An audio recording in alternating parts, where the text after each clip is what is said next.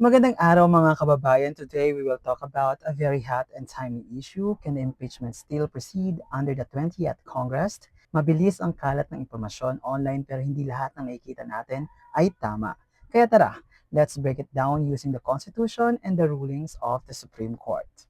Kung napapansin ninyo, kumakalat sa social media na hindi raw pwedeng ituloy ang impeachment sa 20th Congress. Marami-rami ang haka-haka at mga opinyon, pero ang mahalaga, alam natin ang totoo base sa batas.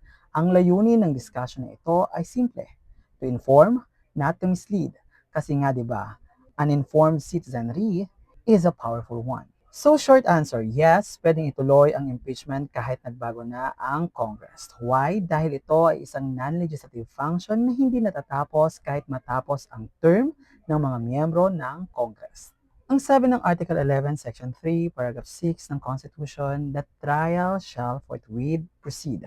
Ibig sabihin, agad-agad, walang patumpik-tumpik. Hindi yan basta optional, it's a constitutional mandate. Hindi lang pampaganda yung salitang forthwith, may bigat yan sa batas.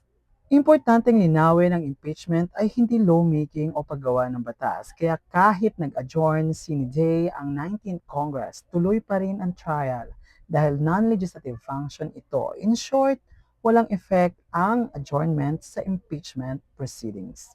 Siyempre, hindi tayo aasa sa opinion lamang. We go by jurisprudence. Sa kasong Francisco, doon nilinaw ang ibig sabihin ng initiate at ang one-year ban. Sa kasong Pimentel versus Joint Committee, sinabi na kahit magpalit ng members, tuloy ang mandato ng isang constitutional body.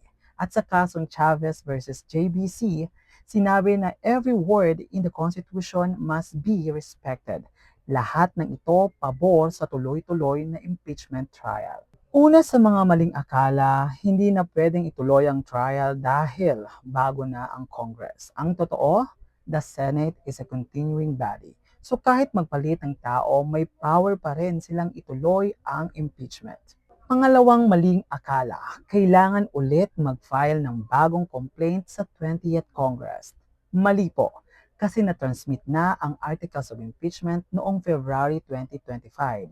Ayon niya sa kaso ng Francisco, once referred to the House Committee on Justice, initiated na yan. So hindi na ito bagong complaint.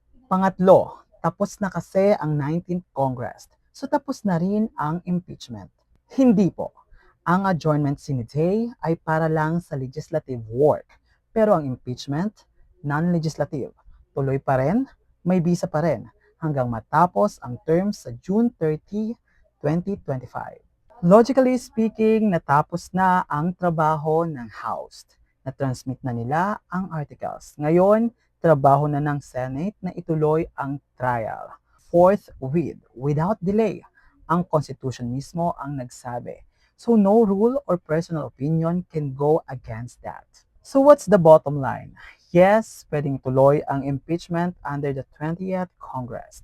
Ang kapangyarihan ng Senado bilang trial court sa impeachment ay hindi nawawala kahit nagbago na ang miyembro.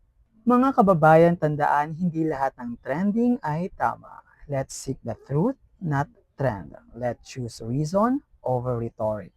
Sa mga panahon ng misinformation, maging ilaw sa dilim. Maging informed. This is JM, and again, remember, I will always be your law companion.